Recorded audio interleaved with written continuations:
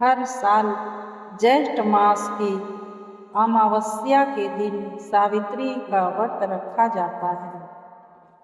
सावित्री भद्र देश के राजा अश्वपति की बेटी थी। अश्वपति ने 18 वर्षों तक यज्ञ किया और सावित्री का जन्म हुआ। सावित्री को पति चुनने के बाद नारद मुनि ने बताया कि सत्यवान की आयु अल्प है।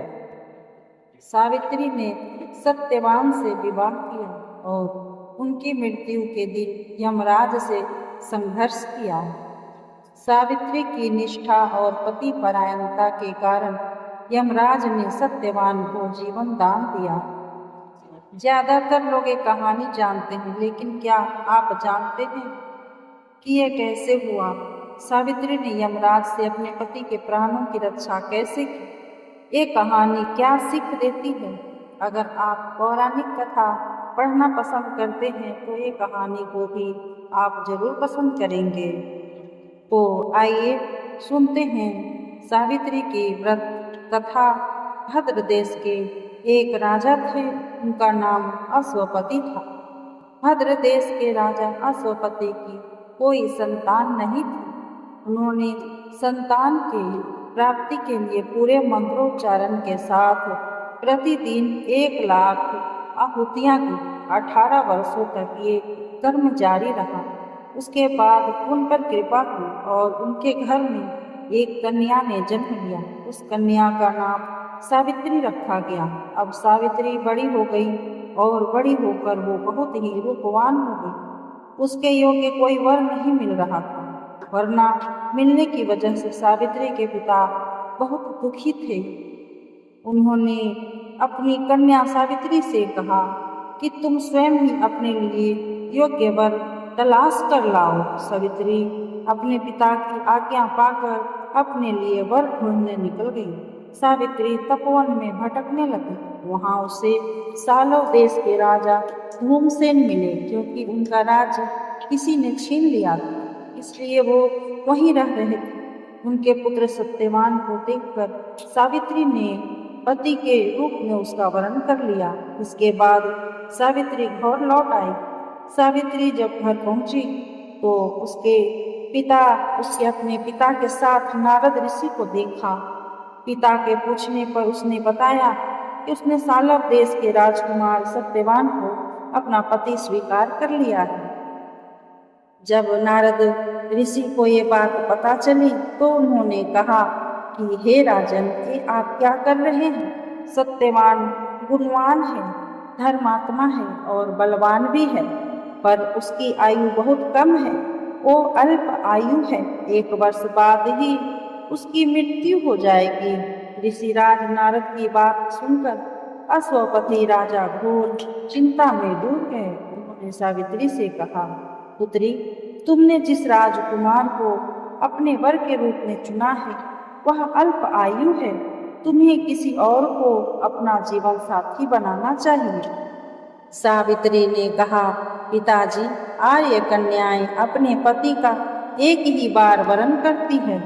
राजा एक ही बार आज्ञा देता है और पंडित एक ही बार प्रतिज्ञा करते हैं और कन्यादान भी एक बार ही किया जाता है। सावित्री हठ करने लगी और बोली, मैं सत्यवान से ही विवाह करूंगी। जब सावित्री नहीं मानी तो राजा अश्वपति ने सावित्री का विवाह सत्यवान से करा दिया। सावित्री अपनी ससुराल पहुंचते ही अपने साथ ससुर की सेवा करने लगी। समय बीतने लगा। नारद मुनि ने सावित्री को पहले ही सत्यवान की मृत्यु के दिन के बारे में बता दिया था। वह दिन जैसे जैसे करीब आने लगा, सावित्री अधीर होने लगी। सावित्री ने 3 दिन पहले से ही उपवास करने शुरू कर दिए और नारद मुनि द्वारा बताई तिथियों पर पितरों का पूजन भी किया।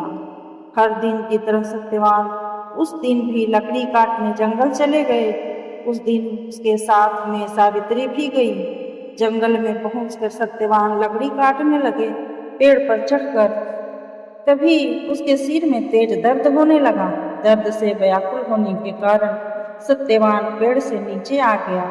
सत्यवान के सिर को गोद में रखकर सावित्री सत्यवान का सिर सहलाने लगी। तभी वहां यमराज आते दिखाई दिए। यमराज अपने साथ सत्यवान को ले जाने लगे। सावित्री भी उनके पीछे पीछे चल पड़ी।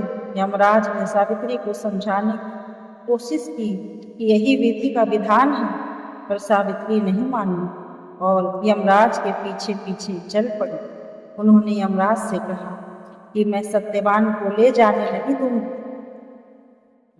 सावित्री की निष्ठा और पति परायणता को देखकर यमराज ने सावित्री से कहा, हे देवी, तुम धन्य हो, तुम मुझसे कोई वरदान मांगो। सावित्री ने कहा, मेरे सास ससुर अंधे हैं, आप उन्हें दिव्य ज्योति प्रदान करें। यमराज ने कहा, ठीक है, ऐसा ही होगा, जाओ, अब यहाँ से लौट जाओ। लेकिन सावित्री अपने पति सत्यवान के पीछे पीछे चलती रही। यमराज ने कहा, देवी, तुम वापस जाओ। सावित्री ने कहा, भगवान, मुझे अपने पति देव के पीछे पीछे चलने में कोई परेशानी नहीं है। पति के पीछे चलना मेरा कर्तव्य है। सावित्री की यह बात सुनकर यमराज ने उन्हें एक और बार मांगने को कहा। सावित्री बोली, मेरे ससुर का राज्य छिन गया है, आप पुनः वापस दिला दें। यमराज ने सावित्री को यह वरदान भी दे दिया और कहा, अब तुम यहाँ से लौट जाओ। लेकिन सावित्री पीछे पीछे चलती रही। सावित्री को चलता देख यमराज ने सावित्री को तीसरा वरदान मांगने को कहा। इस पर सावित्री ने 100 संतान और सौभाग्य का वर मांग लिया। यमराज ने इसका वरदान भी सावित्री को दे दिया। सावित्री ने यमराज से कहा, प्रभु, मैं एक पतिव्रता पत्नी हूँ, आपने मुझे पुत्रवती होने का, संतान का वरदान दिया है, अब आप मेरे पति को कैसे ले जा सकते हैं? यह सुनकर यमराज को सत्यवान के प्राण छोड़ने पड़े। यमराज अंतर्ध्यान हो गए और सावित्री उसे वट वृक्ष के पास आ गई, जहां उसके पति का मृत शरीर पड़ा था। सत्यवान फिर से जीवित हो गए। दोनों खुशी खुशी अपने राज्य की ओर चल पड़े। जब दोनों घर पहुंचे तो उन्होंने देखा कि उनके माता पिता की आंखों की दृष्टि लौट आई है। इसके बाद उन्हें उनका राज्य भी वापस मिल गया। इस प्रकार सावित्री सत्यवान हमेशा सुख भोगते रहे। दोस्तों, ऐसा ही कथा सुनने के लिए सब्सक्राइब करें और कमेंट में ओम नमो भगवते वासुदेवाय बोले।